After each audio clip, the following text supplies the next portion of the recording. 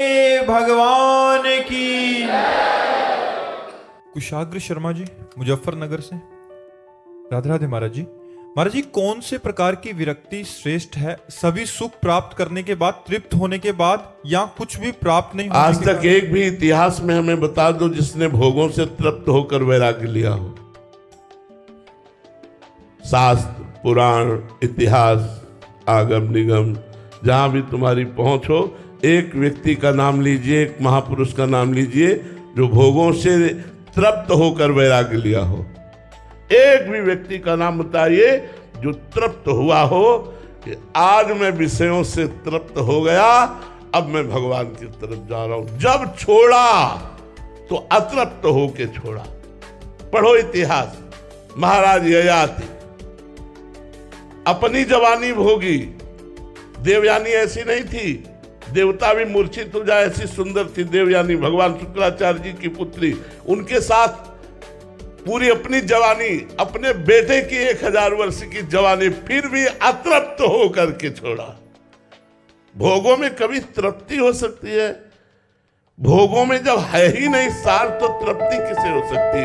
यहाँ कितने जितने बैठे किसी को तृप्ति हुई, ईमानदारी से वृंदावन की भूमि में बैठे हो, फिर वही लालसा है भोगने की, फिर नवीन भोग भोगने की लालसा है। एक भोग है अनंत विषय है, जैसे भगवान अनंत है ऐसे माया भी अत्यंत अनंत शक्ति संपन्न है। चाह मिटा दिया, अरे गजब का महापुरुष।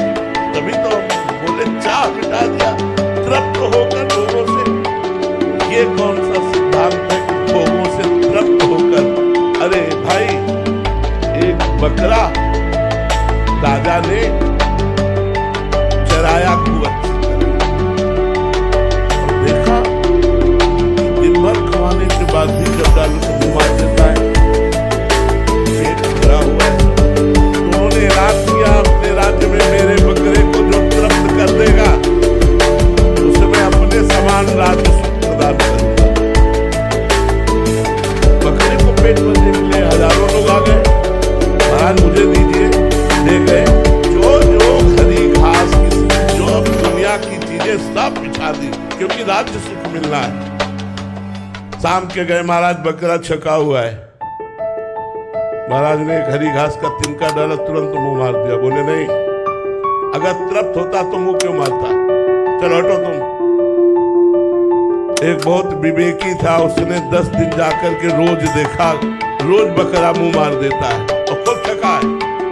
बोले महाराज मुझे दीजिए। बोले आप ले जाइए। कुछ नहीं खवाया, घास डाली, जो ही मुंह करे से एक चम्मच, दिन में सैकड़ों उसके मुंह में मारी, इसके बाद डाली, चुपचाप खड़ा। एक भी घास नहीं खवाई, ले गया। बोला महाराज की जय हो। बोले बकरा तृप्त होके आ गया। बोले उसका पेट तो वैसे ही खाली नजर आ रहा है। बोले महाराज आपको पेट से नहीं मतलब है, आपको तिनके से मतलब, डालकर आप चेक करते हैं, चेक कीजिए। बाप की छड़ी रखा वैसे बैठ गया। महाराज चेक कीजिए। महाराज दुनिया की चीज डाल दे, बकरा ले आकर। ये मन रूपी बकरा है, ये विषय रूपी घास में मुंह मार देगा। इसे देखना इंद्रियों के न घोड़े भगे, रात दिन इनमें संयम के कोड़े लगे। भोगने से तृप्ति नहीं मिलेगी? नहीं, कदापि नहीं। किसी को भी हुई तो बताओ। चिल्ला चिल्ला कर रोए, चिल्ला चिल्ला कर रोए। महाराज उर्वशी अप्सरा भगवान नारायण की जंघा से प्रकट हुई, देवराज इंद्र को ही मोहित करने की सामर्थ्य रखने वाली। महाराज नहुष पागल हो गए, वर्षों भोगते रहे, फिर भी भोग की इच्छा से पागल हो गए। भागवत भगवत चरणारविंद का प्रेमी जिस समय केवट भगवान के चरणों को पखार रहा है तो क्या कह रहा है? अब कछुनाथ न चाहिए मोरे, दीन दयाल अनुग्रह। जब भगवान के नाम का आश्रय ले लिया, भगवान के रूप का आश्रय ले लिया, भगवान के चरणों का आश्रय ले लिया, वो एक साधारण से साधारण पुरुष भी विश्व रस का त्यागी होगा। भगवान से विमुख त्रिभुवन का भोग दे देने पर भी कभी कोई तृप्त नहीं हो सकता है। हमारी बात मानो। अगर आप ऐसा सोचो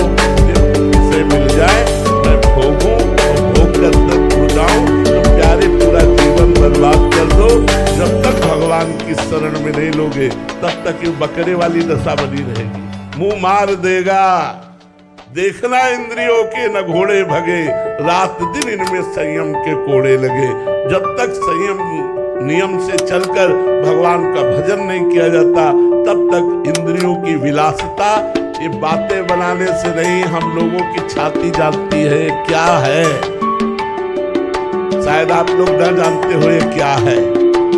जब भूख लगी तो भोजन पा लिया, तो भूख क्या है क्या जानते हो? प्यास लगी पानी पी लिया, क्या जानते हो प्यास किसे कहते हैं? काम वेदना चढ़ी भोग लिया, क्या जानते हो काम वेदना किसे कहते हैं? ये वो जानता है जो इसके विरुद्ध चल करके फिर भगवान के मार्ग में चलता है। भोगों से कभी तृप्ति नहीं, थोड़ी देर के लिए हो सकती है, थोड़ी देर के लिए हमारी भूख मिट गई, लेकिन क्या सदा सदा के लिए भूख मिट गई? सदा सदा के लिए प्यास मिट गई? सदा सदा के लिए केवट की मिट गई? सदा सदा के लिए शब्दों की मिट गई जो भगवान के चरणों का आश्रय लिए? सदा सदा के लिए उन गृहस्थों की मिट गई जो नाम जप कर रहे, अपने कर्तव्य का पालन कर रहे, धर्म से चल रहे, उनका हृदय सदा सदा के लिए वैरागी बनता चला जा रहा है। नहीं चाहिए मुझे भगवान किसी और कुछ नहीं चाहिए, नहीं तो कभी तृप्ति नहीं होती। जो भी वैरागी होते हैं भर्तरी शतक जरूर पढ़ते हैं। भर्तरी जी के शतक वैराग्य के बहुत जोर के हैं। कैसे वैराग्य हुआ जानते हो? तृप्त हो के नहीं, अतृप्त हो करके। महाराज भर्तरी जी ने, चक्रवर्ती सम्राट थे, मन को खोजा, मन की बात कि ये क्या चाहता है। जब नव युवराज पद राजा बनाए गए, तब उन्होंने विचार किया कि मेरा मन चाहता क्या है। तो लगा सुंदर स्त्री का भोग, और सब भोग ठीके, सबसे ज्यादा कामरस। ऐलान कर दिया कि विश्व की कोई सुंदरी मैं उसे वरण करना चाहता हूं, मेरे सामने आए। बहुत से जो अपनी सुंदरता का अभिमान रखती थी सुंदरियां एकत्र, चक्रवर्ती सम्राट महाराज भर्तरी, उनमें का नाम था पिंगला। सर्वांग सुंदरी और भर्तरी जी के चित्त को लुभायमान करके भर्तरी जी ने उसके साथ पानी किया। वो बहुत वैज्ञानिक था। उन्होंने कहा राजपाट हमारा छोटा भाई विक्रमादित्य संभालेगा। अब मैं देखता हूं इस काम में सुख कितना है।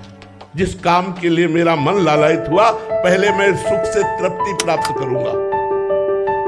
अब राजमहल केवल समय से भोजन पहुंच जाएगा, कोई भी राजकाज सब विक्रमादित्य के ऊपर, और आप केवल भोग निर्णय करने के लिए। बहुत बड़े महान तपस्वी वैरागी महापुरुष हुए भर्तरी जी।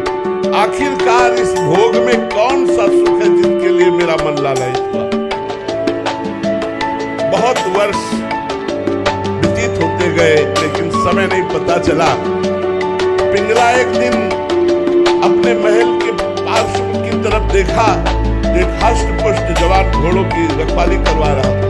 कोई मालिश कर रहा है, कोई कुछ कर, उसे अस्पताल कहते हैं। देखा और जम गया। पिंगला ने दासी को भेजा, अस्पताल से को मिलना चाहती। महाराज जब शयन में होते तब अस्पताल से मिलना शुरू हुआ। अब आप बहुत ध्यान से सुनना, महापुरुषों के चरित्रों में ज्ञान प्रकट होता है।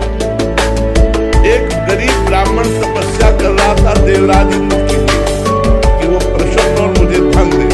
तो देवराज इंद्र संबंधी मंत्रों का वो जाप कर रहा था। देवराज इंद्र प्रकट हुए और एक फल दिया, बोले अमर फल, इसे खाने से अमर हो जाता है। बस अंतर ध्यान हो गए। उनका मेरी बात भी नहीं सुनी। मुझ गरीब को अमर होके क्या करना है, मुझे तो धन चाहिए था।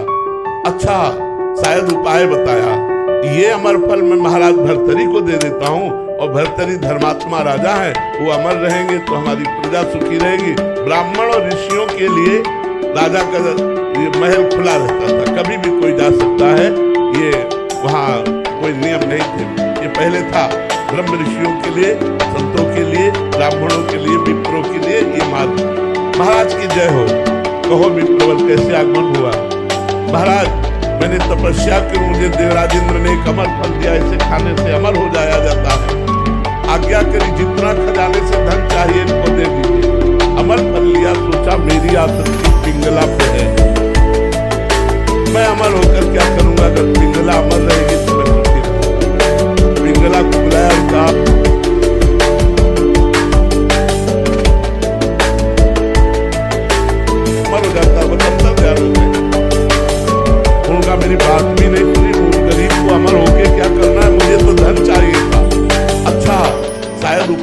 बनाया। ये अमर फल मैं महाराज भर्तरी को दे देता हूँ, और भर्तरी धर्मात्मा राजा हैं, वो अमर रहेंगे तो हमारी प्रजा सुखी रहेगी। ब्राह्मण और ऋषियों के लिए राजा का ये महल खुला रहता था, कभी भी कोई जा सकता है, ये वहाँ कोई नियम नहीं थे। ये पहले था ब्रह्म ऋषियों के लिए, संतों के लिए, ब्राह्मणों के लिए, विप्रों के लिए ये मार्ग। महाराज की जय हो। कहो विप्रवर कैसे आगमन हुआ। महाराज मैंने तपस्या कर मुझे देवराज इंद्र ने एक अमर फल दिया, इसे खाने से अमर हो जाया जाता है। आज्ञा करी जितना खजाने से धन चाहिए इनको दे दीजिए।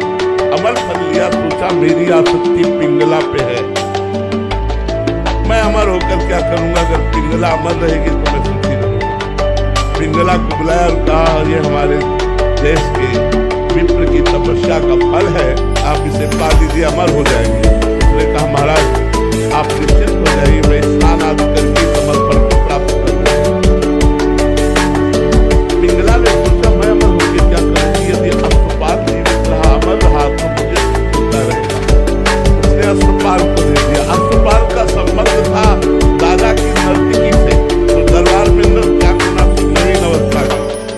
उन्होंने सोचा अगर ये नर्तकी जीवित रही और अमर रही तो मैं सुखी बना रहूंगा। उन्होंने नर्तकी को दे दिया।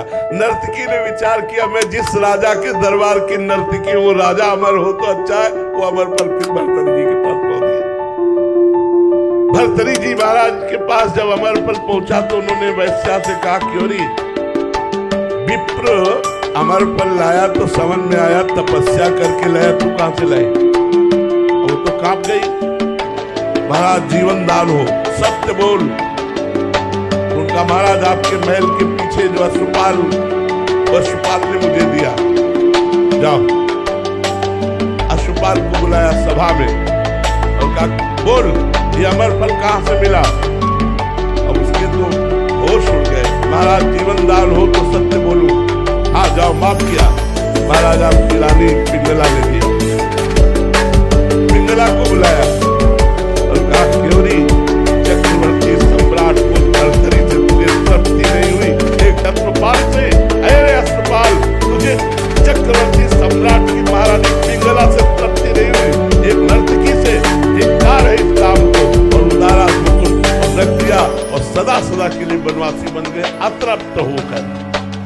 ये भोग कभी तृप्ति प्रदान कर ही नहीं सकते, क्योंकि इनमें कुछ सार है ही नहीं। कुछ सार हो तो सार तो भगवान में है, भगवान के नाम में है, भगवान के रूप में है। देखो केवट कैसे चरण जी स्पर्श किया, कह रहा अब कछनाथ न चाहिए मुझे। तो हे भाई, जिनका भी प्रश्न उनसे प्रार्थना करते हैं कि विषयों को भगवान को अर्पित करके धर्म में विषयों का भोग करते हुए, भगवान नाम जप करते हुए भगवत प्राप्ति के मार्ग में चलो। आज तक कभी ऐसा नहीं हुआ कि बहुत से विषयों का सेवन कर ले और वो व्यभिचारी पुरुष तृप्त हो जाए, ऐसा कभी नहीं हो सकता। बड़े बड़े चक्रवर्ती सम्राट, बड़े बड़े राजाओं के चरित्र इसीलिए हमारे महर्षि व्यास देव जी ने लिखा है कि जिनको पढ़ करके हम विचार करके राग रहित हो। बाहरी त्याग तो दिख सकता है कि घर त्याग किया, संपत्ति त्याग की, क्योंकि अंदर का विषय आप महापुरुषजन ही इसको उजागर कर सकते हैं। इसलिए उसका रहस्य केवल प्रभु से अगर जुड़ गया तब तो मन इधर आ सकता है, नहीं तो अतृप्त ही रहेगा। देखो भगवान से जुड़ने पर कई ऐसे आप जैसे आदमी मिलते, आप क्या त्याग वैराग्य धारण करने के लिए हमारे पास आए थे, लेकिन सत्संग किया, भगवान के आनंद का आकर्षण हुआ। कोई विषय भोग करके वैरागी बने कि मैं तृप्त हो गया, अब मुझे नहीं चाहिए, ऐसा तो मुझे नहीं लगता।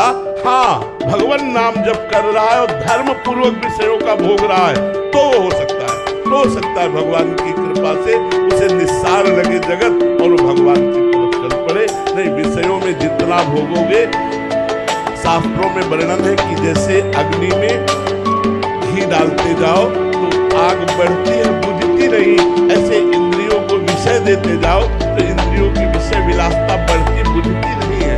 इसलिए भाई, भगवान नाम जप करते हुए धर्म में उचित भोगों का, जिससे हमारे धर्म का निर्वाह हो, ऐसे भोगते हुए भगवान नाम जप करते हुए चलो तो जीवन यात्रा होती है।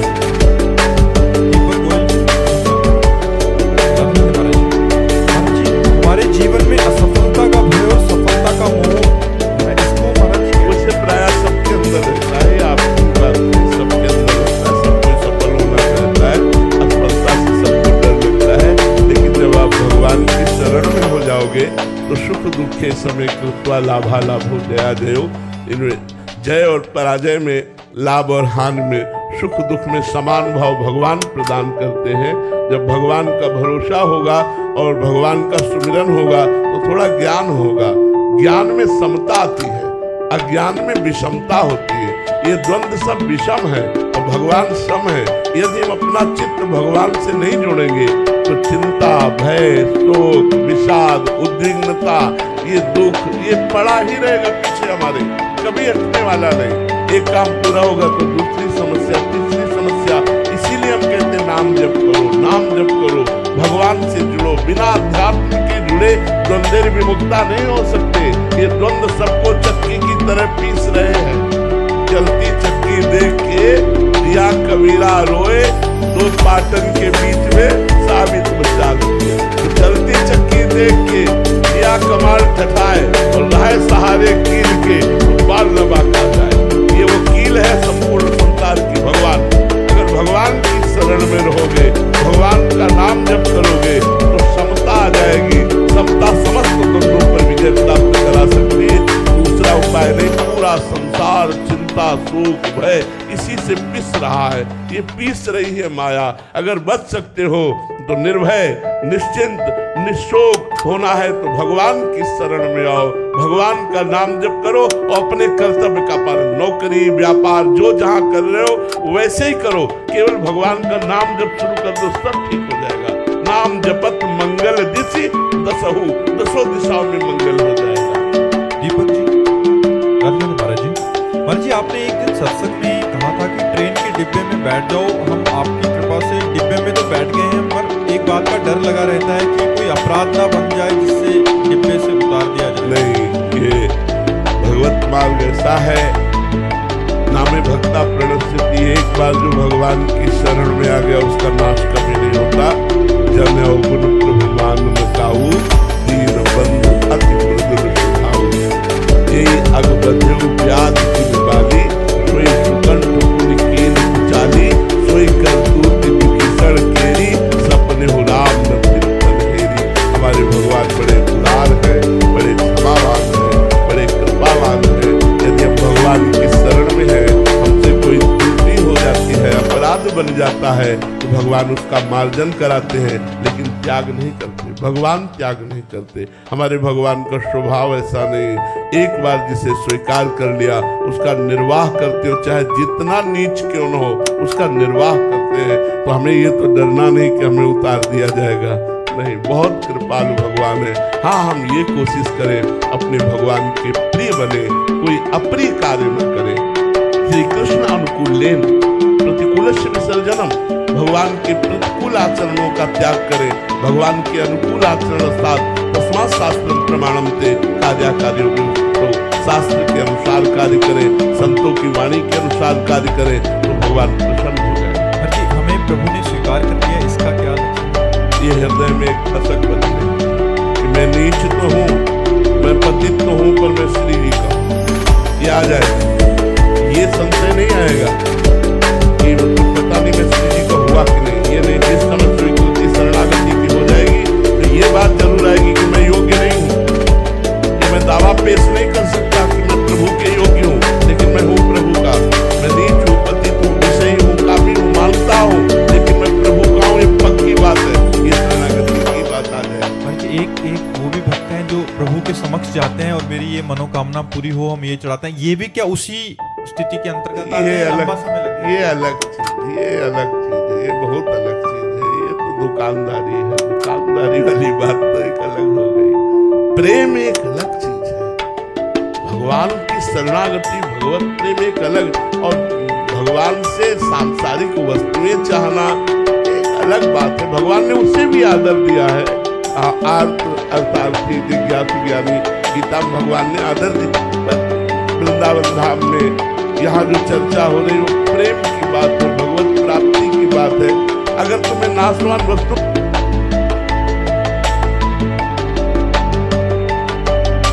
वृंदावन धाम में यहाँ जो चर्चा हो रही वो प्रेम की बात है, भगवत प्राप्ति की बात है। अगर तुम्हें नाशवान वस्तु मिल भी गई तो मरोगे तो है ही यार। जब शरीर छूट जाएगा तो वो वस्तु नहीं मिली तो साधना का फल क्या होगा?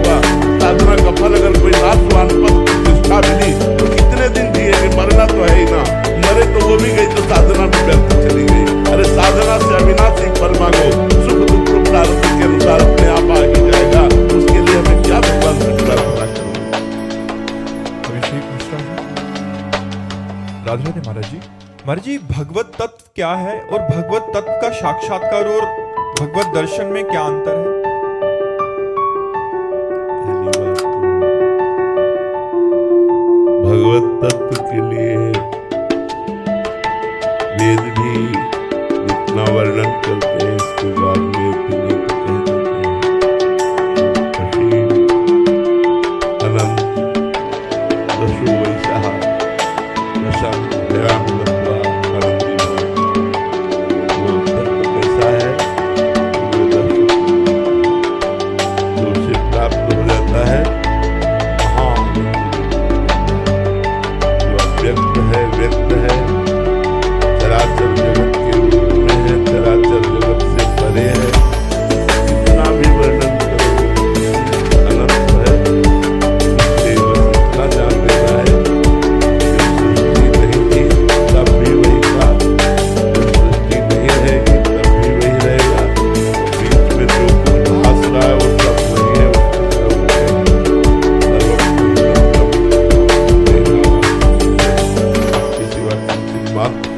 जो कुछ भी देख रहे हो, सुन रहे हो, सोच रहे हो, वो सब वही है, उसके सिवा कुछ नहीं है। भगवत साक्षात्कार साकार उपासना में जब हम भगवान की किसी एक नाम रूप का आश्रय लेते हैं और समस्त शरीर संबंधी भोग, शरीर संबंधी रिश्ते नातों से ममता और आसक्ति हटाकर केवल श्री भगवान में समर्पित करते हैं तो हमारी प्रियता हो जाती है भगवान के नाम से, भगवान के रूप से, भगवान की लीला से, भगवान के धाम से। नाम रूप लीला धाम में प्रीता होने पर एक व्याकुलता पैदा होती है, जिसका मैं गुणगान कर रहा हूँ, जिसका मैं नाम जप कर रहा हूँ, इसकी लीला स्थलियों का दर्शन कर रहा हूँ, तो दिखाई नहीं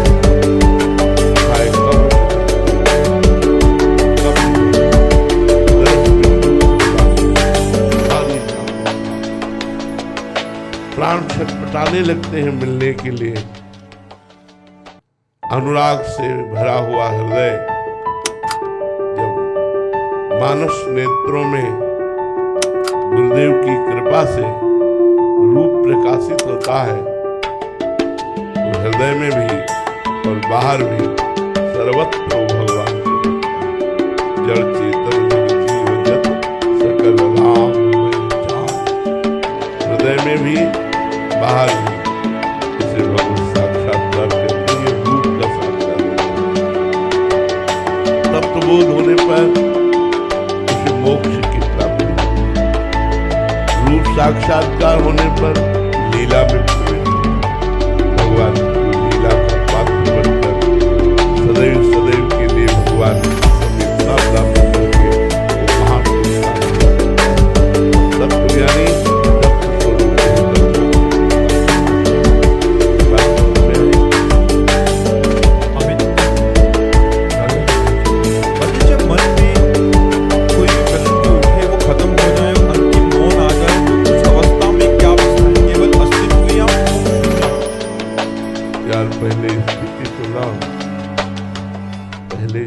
लाओ तब बात समझ में आवे।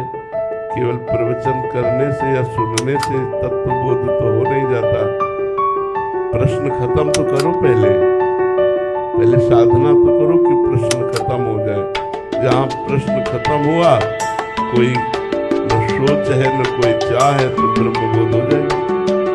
ब्रह्मभूता प्रसन्नात्मा न सोचते न कांक्षते समा सर्वेषु भूतेषु मद्भक्ति लभते पराम। कह देना बहुत साधारण बात बच्चा, लेकिन कामनाओं का पूर्ण रूप से नाश होना, कोई सोच न रह जाना, कोई चाह न रह जाना, ये जन्म जन्म रगड़ करने पर भी बिना भगवान की कृपा की बात नहीं होती। ये बातें बनाने से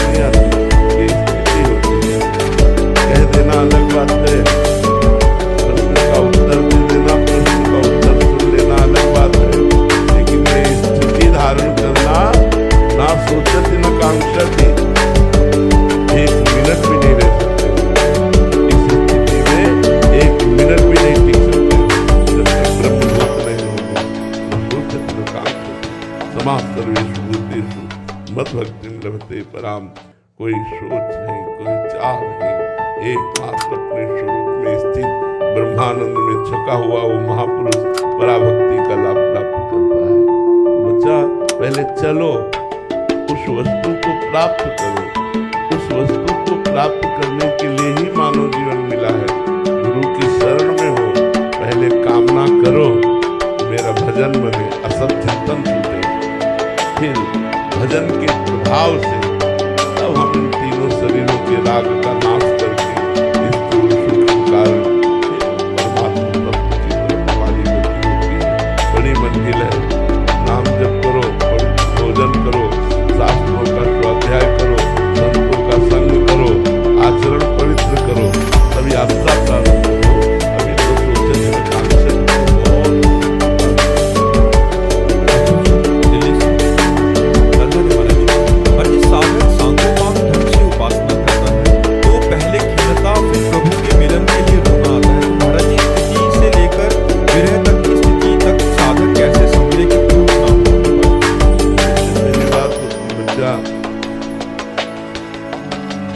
संसार का राग हमारे अंदर बना रहता है जब तक भगवत साक्षात्कार नहीं होता।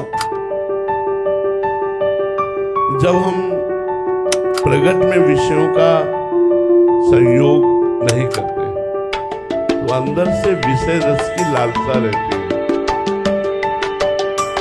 भजन बल से जब तक उस विषय रस की लालसा नष्ट नहीं हो जाती तब तक कोई आध्यात्मिक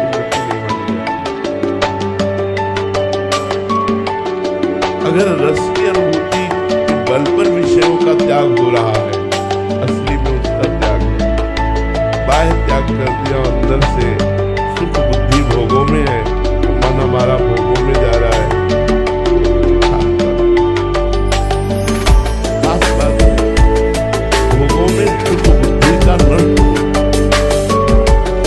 ब्रह्मादिक के भोग सब विश्व सम लागत ताए नारायण ब्रजचंद्र की लगन लगी। जब समस्त भोगों में सुख बुद्धि नष्ट हो जाती है तो एकदम हृदय की पूर्ण एकाग्रता प्रभु की तरफ होती है। जीव ही प्रभु की सन्मुखता हुई, प्रभु की एकाग्रता हुई, बस फिर कुछ सुहाई नहीं देता और कछु न सुहाए। लोक लोकांतर की पद प्रतिष्ठा मान भोग संसार कुछ नहीं अच्छा लगता। कैसे प्रभु से मिलूं? इसमें इतना सुख है कि ब्रह्मा के पद में भी सुख नहीं। इस व्याकुलता में मुझे प्रभु मिले, मुझे और कुछ नहीं चाहिए। नहीं खान पान की भावे है, नहीं कोमल वसंत सुहावे है, सब विषय लगे थे खारा है, हरि आशिक का मन न्यारा है, आशिक की हरि से लग गए। अब इस कुछ अच्छा ना लगने में वो सुख है जो ब्रह्म पद में सुख है, ब्रह्मा के पद में भी सुख नहीं। अब उसके अंदर प्रेमाग्नि जब जन्मांतरों की दबी हुई समस्त दुर्वासनाएं नष्ट हो जाती है, हृदय निर्मल हो जाता है। भगवान की अद्भुत अद्भुत सौंदर्य माधुर्य निधि जो भगवान है उनकी झांकी आने लगती। अब वो भगवान से मिलना, भगवान से बात करना, भगवान के साथ खेलना, ये उसके अंदर चाह प्रकट हो जाती है। ये चाह ही वो बल है जो यात्रा कराती है। चाह